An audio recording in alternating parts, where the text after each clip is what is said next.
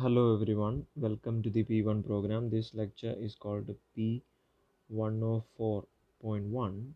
In this lecture, we are going to handle the vectors and scalars and Cartesian and coordinate systems. Okay, so first of all, what is a vector and what is a scalar? If you say that you are going out of your home to buy something, you go from point A to point B, and that's the direction that you're traveling. If it's a straight path, you take the shortest path and you get something like 40 meters, okay, distance. Now if you are having a curved path, like you have to go all the way around to get to the shop, that means that path might take 80 meters, twice the distance. Now these two paths are different, right? The first path had a specific direction and it was going in a straight line. That path is called the shortest path, and that path you can call it as displacement. And the longest path, which was a curved path, which had no direction, but it was constantly changing its direction. As you can clearly see, there is constant change in direction, and this path is called distance. So here distance is a scalar and displacement is a vector.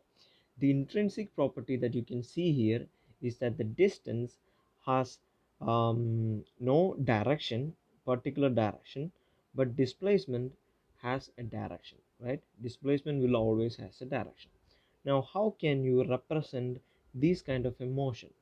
If you want to tell your friend that when you travel from your home to the grocery shop, and your friend calls and asks you where you are, and you are going to tell him that you are 40 meters away from your home, but that doesn't mean anything, because the 40-meter can be a perfect circle from your home, and so the grocery shop can be in any direction, right? It could be anywhere in this circle. It's a perfect circle, but I drew it like this. Sorry about that. But that's what's going to happen when you communicate with someone and say that you are 40 meters away from your home. So you cannot specify, you cannot pinpoint. So for pinpointing, you can add some value. You can say that your home, your northeast, northeast, 40 meters northeast to your home. Even then, that is a part of a quadrant, right? So it's northeast. With northeast, you are restricting yourself with a quadrant, in the first quadrant, and you're saying that you are somewhere in here. So you could be anywhere in here, 40 meters anywhere away from here.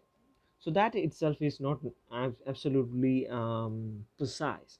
So you want to have a precise system that represents your position. So you can break up, you can say you can have a vertical line and a horizontal line, and you can break things up in two dimensions. You can break things up into unit spaces.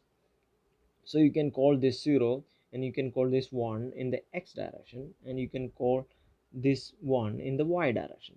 Now if you want to represent something here, you can just say it is 1 in the y direction, and it is 3 in the x direction. So it's 3 1 in x and y, right? That's the basic representation. Now you can draw from the center, you can draw a line to that point, and you can say that you can represent this in another form. You can say you're 3 times unit x plus 1 times unit y. So unit y and unit x is usually represented as x cap and y cap to represent unit numbers. It's a unit vector. So you clearly have a representation. This kind of a representation is called vector representation. So your position equation has now become 3x cap plus 1y cap. So that's the position vector. Now you can add anything to it. You say you want to represent something that is twice as far from here. You can say you can multiply it with 2 and you get 6x cap plus 2y cap, right? So you can do anything with this vector, and you can add the components itself, right? Now looking at a different thing, you and your friend are chained together with a rope, and you want to go in this direction, and your friend want to go in this direction. What happens is that uh, when you move in this direction, your friend will find himself pulled onto your side by the force of your which you are moving, and also your friend, when he moves to this direction, will pull you backwards. So your motion is not going to be precise as you have intended. It will be deviating, right? These vectors can be represented, right? If you are looking at some motion like this and some motion like this, when you both are pulling onto each other, your combined body will move in a direction that is something like this. So this is called a resultant vector. Now how can you introduce a resultant vector? Well, to find resultant vector, you add two vectors. Say you add two vectors to find the resultant vector. That's how you get a resultant vector. Now how can you do that? Let's bring in the coordinate system. This is the coordinate system. Let's say this be the coordinate system, and you have the first vector here and the second vector here. First vector is called P and second vector is called K. So it has an x-intercept. K has an x-intercept, which is the value of x component, which is kx, and it has a y-intercept, which is ky, and P also has an x-intercept, which is called px, and y-intercept called py and px, right?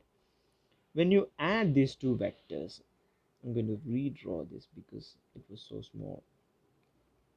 When you add these two vectors, right, when you add these two vectors, you will find that the shortest, when you add them, then the excess must be added on to this side, right, and you will get a new point. And similarly, the excess here from here will be added on to this side, and you get a new point. So these new points will connect with each other and you get a resultant vector. That's how you get a resultant vector. Okay, this vector, the magnitude will be say p plus k. That's the vector right there. So how can you numerically do that? You say px x cap plus py y cap, and kx x cap plus ky y cap can be added together by just adding the components of x intercepts and y intercepts. So you can just write it like that, and you get your new vector, which is p plus k. You can call it c. So c is equal to this vector is represented here. Okay, so that's how you add two vectors. Okay, we have discussed three-dimensional, two-dimensional cases here. So looking at three dimensions, you can see that when you have x and y in this axis, you can add another dimension, which is z, and you can now say that all the real things in your world, in our world, is actually in three dimensions. So you have to represent a vector in terms of 3D. So this is the vector here in 3D vector, and it will have an x-intercept, a y-intercept, and also an z-intercept, right? So you can write down the vector now as in the case of p of x and y and z as px of x cap plus py of y cap plus pz of z cap. So that's how you represent the vector in three dimensions. If it was a distance, as we have mentioned earlier, if it was the distance from your home to the grocery store in three dimensions or whatever, then you would have to find out the distance, right? So distance was 40 meters. So how do you represent 40 meters in this set of equations? You can just say that 40 meters is the magnitude of this vector, and that magnitude can be represented as p, which is equal to square root of px square plus py square plus pz square, right? That's how we represent it. Now where did it come from? So if you look at a two-dimensional vector, you can see that this was the vector, and it has a px intercept, and this has the y intercept. So you can just basically say that this value will be also be y, and this value will also be x. That means, using Pythagoras theorem itself, you can say that this value of p will be square root of x square plus y square, right? So that's when you add another dimension to it, you get z square as well. So that's how you represent the magnitude. As for example, you have a vector, say p is equal to 3 times x cap plus 2 times y cap plus 4 times c cap. You can say the magnitude of p will be equal to square root of 9 plus 4 plus 16. Oh, that's equal to square root of 29. So that's a basic distance, right? It will be around say 5.4 of 5 or something like that. So it will be around that, approximately around that. So that's how you represent a vector. That's how you find the magnitude. That's how you represent vector, and that's how you introduce vectors into the system. Now also, along with that, if you want to say add, say you have a vector like this, and you need to you can do all other things with this vector. You can say you can multiply it with 2, and you get twice the length and the same direction.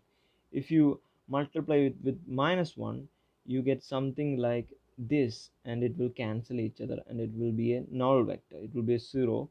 It has no direction because the direction is cancelled by the vector having the same magnitude but a different direction.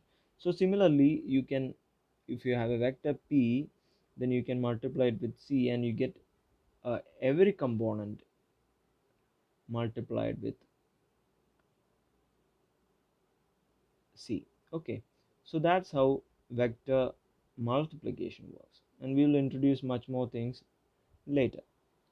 And you can also add two vectors. I have showed you how, and you can also introduce other factors as well. You can divide, you can add a minus sign and reverse the vector itself. If it was p here, if you multiply it with minus c, right, see, if it's c is equal to 1, then you get a vector which is in the opposite direction, in the same magnitude but in the opposite direction. So that's how vector products and vector spaces works. Okay, so with that, I'm going to close in the first part,